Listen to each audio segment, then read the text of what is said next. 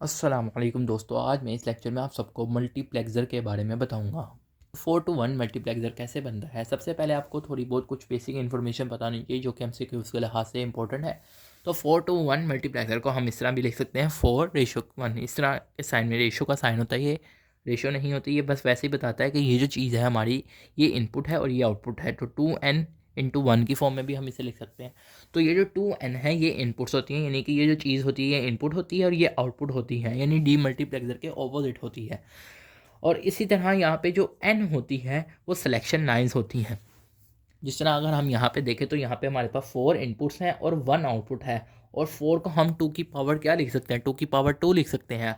और ये जो 2 है तो इसका मतलब है सिलेक्शन लाइन, यानी हमारी सिलेक्शन लाइन्स की तादाद जो होगी वो 2 होगी अगर हमारा 4 to 1 का मल्टीप्लेक्सर है। इसको हम शॉर्ट फॉर्म में मक्स भी कह सकते हैं या 4/1 मक्स कह सकते हैं। मीन्स कि जब 4 to 1 मल्टीप्लेक्सर की बात होगी तो हम इसे 4/1 मक्स कहेंगे। जैसा कि ऊपर भी मैंने बताया है कि 4 इनपुट्स होंगी, तो ये देखिए 4 इनपुट्स हैं और सिर्फ एक आउटपुट है, और 2 जो हैं ये सिलेक्शन लाइंस हैं या इनको सिलेक्शन इनपुट भी कह सकते हैं।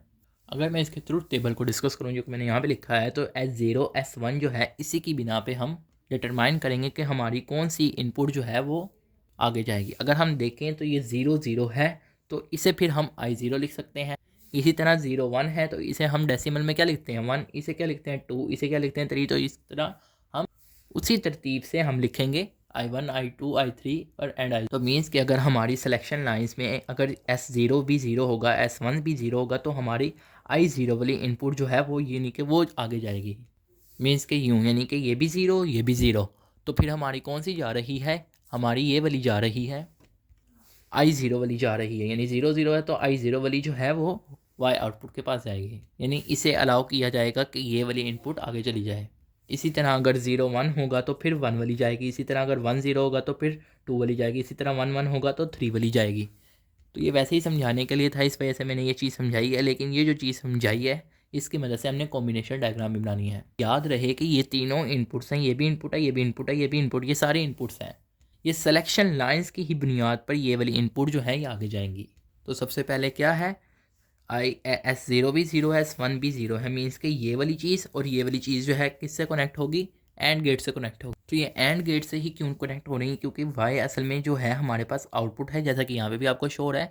तो ये देखें इसको किस तरह लिखेंगे, I0 और यानी I0 और फिर S0 का कॉम्प्लीमेंट S1 का कॉम्प्लीमेंट, इसी तरह यहाँ पे I1 I2 I3, और इसी तरह ये 0 है तो इसे S0 का कॉम्प्लीमेंट, और अगर 1 है तो एक्चुअल वेरिएबल।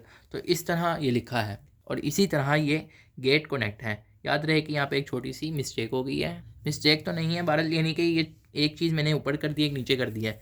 यानी कि ये वाली चीज़ पहले आनी थी, ये वाली चीज़ सेकंड नंबर पे आनी थी। तो ये आगे पीछे हो जाए तो खैर है, कुछ नहीं होता। अगर आप गौर करें तो अभी तक हमारे पास S0 और S1 वाले जो कॉम्बिनेशन है वो अभी हमारे कनेक्ट हुए हैं, जबकि I0 I1 I2 I3 connect नहीं है एंड गेट से। तो फिर इनको भी कनेक्ट कर देते हैं। तो इस तरह फिर हमने इसको I0 को इससे कनेक्ट कर दिया, I1 को इस तरह कर दिया। तरतीब तो ये थी कि I0 ये वाला पूरा फैक्टर जो है ये ऊपर आए, ये वाला आए नीचे, तो ये आगे पीछे हो गया तो खैर है। तो फिर हमने इसको इस तरह कनेक्ट कर दिया है। अब हमने क्या करना है, अभी हमारे पास फाइनल इसकी कॉम्बिनेशन डायग्राम नहीं बनी, क्योंकि Y जो है वो कहता है कि हमने इन सब को आपस में प्लस करना है। मीन्स के ये जितनी भी आउटपुट आई हैं इनका हमने इनको और गेट से कंबाइन करना है। तो ये इस तरह हम इसको कनेक्ट करेंगे। तो ये अब इसकी फाइनल कॉम्बिनेशन डायग्राम है और ये सारा इस तरह ये बनता है। अब हम आगे चलते हैं कि किस तरह के क्वेश्चन आते हैं तो डिस्कस कर लेते हैं ताकि आपको समझ आए। तो ये देखें, सबसे पहले मैंने ABC इनपुट लिख ली सारी, ठीक है। अब वो कहता है कि फंक्शन ABC जो है उसमें 1 3 5 6 सिग्मा का मतलब ये है कि ये जो डेसिमल वैल्यूज़ हैं, यानी कि जो डेसिमल इक्विवेलेंट 1 3 5 6 है, उधर उधर हमने 1 लिख देना। मीन्स के यानी कि यहाँ पे 1 है तो यहाँ पे 1, 3 पे 1, इस तरह 5 पे 1, 6 पे 1, यानी इन आउटपुट पर 1 हमने लिखना है। तो फिर जिस तरह कहा है उस तरह यहाँ पे हमने 1 1 लिख दिया है। अब हमने इसे इम्प्लीमेंट करना है। तो अगर हम 4/1 का मल्टीप्लेक्सर यूज़ करेंगे तो हमें 2 सिलेक्शन लाइन्स जो हैं वो यूज़ एट अ टाइम करने में, क्योंकि हमने पढ़ा है कि 4 मल्टीप्लेक्सर में 2 सिलेक्शन लाइन्स ही यूज़ होती हैं। तो यहाँ पे देखें हमारे पास जो टोटल वेरिएबल हैं वो 3 हैं। तो अगर हमारे सिलेक्शन लाइन्स को अगर मैं कहता हूँ A B कंसीडर करता हूँ, तो फिर हमारे पास जो पीछे एक वेरिएबल बचा वो C का बचा, तो फिर मक्स इनपुट जो होगी वो हमारी C होगी। इसी तरह अगर मैं सिलेक्शन लाइंस बी सी को सिलेक्ट करूं तो हमारे पास पीछे कौन सा वेरिएबल बचता है, ए इनपुट वाला बचता है, तो फिर ए होगा मक्स इनपुट में। इसी तरह अगर मैं ए सी सिलेक्शन लाइन सेलेक्ट करूं तो फिर मेरे पास कौन सा वेरिएबल बचेगा, बी वाला, तो फिर बी वाला ही मैक्स इनपुट में आएगा। अब हम यहाँ पर 4/1 का मल्टीप्लेक्सर यूज़ करेंगे और एक दफ़ा हम ए वाली को करेंगे और फिर बी वाली को, फिर सी वाली को, एंड सो ऑन। मीन्स के 3 ही होनी है, बस 3 ही करेंगे। तो मैं मक्स इनपुट ए का कर रहा हूँ, तो सबसे पहले मुझे इस तरह का टेबल बनाना है, I0, I1, I2, I3, क्योंकि 3 ये 4 वेरिएबल्स हैं तो उसमें 4 मक्स उसमें यहाँ तक ही होते हैं, I0 से लेकर I3 तक। और ए है तो फिर A0 ए लिखेंगे, अगर बी होता तो B0 बी, अगर सी होता तो C0 सी। तो ए है तो A0 ए लिख दिया। A0 का मतलब जैसा कि आप जानते हैं 0 और ए का मतलब 1। अब जैसा कि आप देखें ये वाली जो रो है ये ज़ीरो वाली है, यानी कि यहाँ पर सिर्फ ज़ीरो वाले ही आएंगे, जहाँ जो ए में ज़ीरो होगा सिर्फ वो वाले लिखेंगे। तो देखें ए में ज़ीरो कहाँ कहाँ पे है, 1 पे है, 0 पे है, 2 पे है, 3 पे है, यानी कि ये जो ज़ीरो आ रहे हैं ये 0, 1, 2, 3 डेसिमल प्लेसेस पर हैं। मीन्स के ज़ीरो के कोरस्पॉन्डिंग जो आ रहे हैं सिर्फ वही वाले हम ज़ीरो वाली रो में लिखेंगे। इसी तरह हम 1 वाली रो में वो लिखेंगे जो 1 के कोरस्पॉन्डिंग आ रहे हैं। तो 1 के कोरस्पॉन्डिंग 4, 5, 6, 7 आ रहा है, तो यहाँ पे 4, 5, 6, 7 लिखेंगे। तो उसने क्या कहा था कि 1, 3, 5, 6, तो 1, 3, 5, 6 वालों को हम सर्कल कर लेते हैं पहले। अब यहाँ पे देखें, अब देखें I0 वाली लाइन में कोई भी, यानी कि इस तरह अगर हम देखें हो वर्टिकली, तो यहाँ पे देखें यहाँ पे कुछ भी सर्कल नहीं हो रहे, दो ना एक सर्कल है ना दो सर्कल है, तो दोनों ही सर्कल नहीं हो रहे। फिर हम यहाँ पे I0 वाली लाइन में हम 0 लिखेंगे। इसी तरह अगर हम यहाँ पे देखें, यहाँ पे दोनों सर्कल हो रहे हैं, तो दोनों सर्कल हो रहे हैं मीन्स के ये दोनों जो है इनका सम हो रहा है, तो इनका सम जब हम करेंगे तो a + a कॉम्प्लीमेंट का ये 1 होता है। तो यहाँ पे फिर हम नीचे क्या लिखेंगे, 1 लिखेंगे I1 वाली लाइन में। इसी तरह अगर हम देखें ये I0 वाली लाइन में कौन सी चीज़ सर्कल है, सिर्फ a वाली लाइन वाला सर्कल है, तो फिर हम इसके नीचे a लिखेंगे। इसी तरह अगर हम I3 में देखें तो I3 में जो सर्कल हो रहा है वो कौन सी लाइन में हो रहा है, A0 वाली लाइन, तो A0 लिखेंगे। ये इम्प्लीमेंटेशन इसे टेबल कहते हैं। अब सबसे पहले हमने मल्टीप्लेक्सर बना लिया। जैसा कि हमने कहा था कि अगर हम ए को मक्स इनपुट लेंगे तो हमारे पास बी सी सिलेक्शन लाइन होंगी।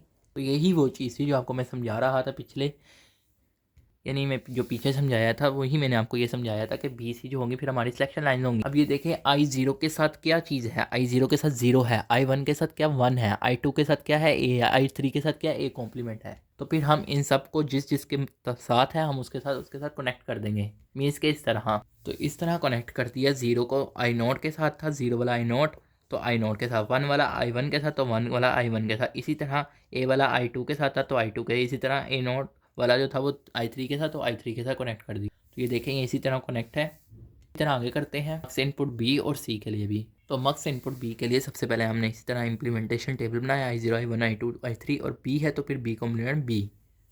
अब आप बी के लिए कर रहे हैं तो फिर बी वाले सेक्शन में देखें 0, 0 कहाँ कहाँ आ रहा है। 0, 0 जो है वो 0 पे आ रहा है, 1 पे आ रहा है, 4 पे आ रहा है, 5 पे आ रहा है। तो फिर यहाँ पे वही डेसिमल इक्विवेलेंट नंबर लिखेंगे 0 वाली रो में। इसी तरह अगर हम देखें 1, 1 कहाँ पे आ रहा है, 1, 1, 1, 1, यानी 1 3 पे आ रहा है, 2 पे आ रहा है, 2 पे, 3 पर, 6 पर, 7 पर। तो फिर 1 वाली रो में वही नंबर लिखेंगे, यानी कि 2, 3, 6, 7 आ रहा है, 2 वाली में आ रहा था, 3 वाले में 1 आ रहा था, 6 वाले में आ रहा था, यहाँ पर 7 वाले में। तो 2, 3, 6, 7 उसी तरह तरतीब से लिखेंगे जैसा कि उसने फंक्शन में बताया कि 1, 3, 5, 6 को कनेक्ट करना है, तो फिर हम 1, 3, 5, 6 को सर्कल कर देंगे। मीन्स के यूँ। अब ये देखें, अब यहाँ पे देखें, यहाँ पे कुछ भी नहीं आ रहा, मीन्स के यहाँ पे इसके नीचे 0 आएगा। अब यहाँ पे क्या आएगा, 1 आएगा। यहाँ पे देखें किस वाले में आ रहा है, बी वाले में आ रहा है, बी वाले में यहाँ पे देखें तो बी कॉम्प्लीमेंट, तो बी कॉम्प्लीमेंट ये उस तरह लिख दिया तरतीब से जिस तरह आ रहा है। तो अब ये बी का कर रहे हैं तो जाहिर बात है फिर ए और सी जो है वो सिलेक्शन लाइन्स के तौर पे आएंगी। अब देखें I0 वाली लाइन में क्या आ रहा है, 0 आ रहा है, तो फिर I0 को 0 से कनेक्ट करेंगे। I1 जो है वो 1 वाली लाइन में तो I1 को 1 से करेंगे। और इसी तरह अगर हम देखें तो I2 जो है वो बी वाली लाइन में है तो I2 को बी से करेंगे। और I3 जो है बी कॉम्प्लीमेंट वाला है तो बी कॉम्प्लीमेंट से अटैच करेंगे इसके यूँ। तो इस तरह हमारा मार्क्स इनपुट बी का भी ये एक मल्टीप्लेक्सर बन गया। इसी तरह आप सी का बनाएंगे। तो अब इनपुट सी के लिए देखें तो सी में कहाँ कहाँ 0 आ रहा है, 0, 0 पे आ रहा है, 0, 2 पे आ रहा है, 0, 4 पे आ रहा है, 0, 6 पे आ रहा है। तो फिर वो नंबर लिखेंगे। मीन्स के 0 वाली रो में सिर्फ फिर वही नंबर लिखेंगे क्योंकि सी का कर रहे हैं तो सी वाले में देखना है। इसी तरह देखें तो 1 जो है कहाँ कहाँ आ रहा है, 1, 1 पे आ रहा है, 1, 3 पे आ रहा है, 1, 5 पे आ रहा है, 1, 7 पे, तो 1, 3, 5, 7 फिर 1 वाली रो में लिखेंगे।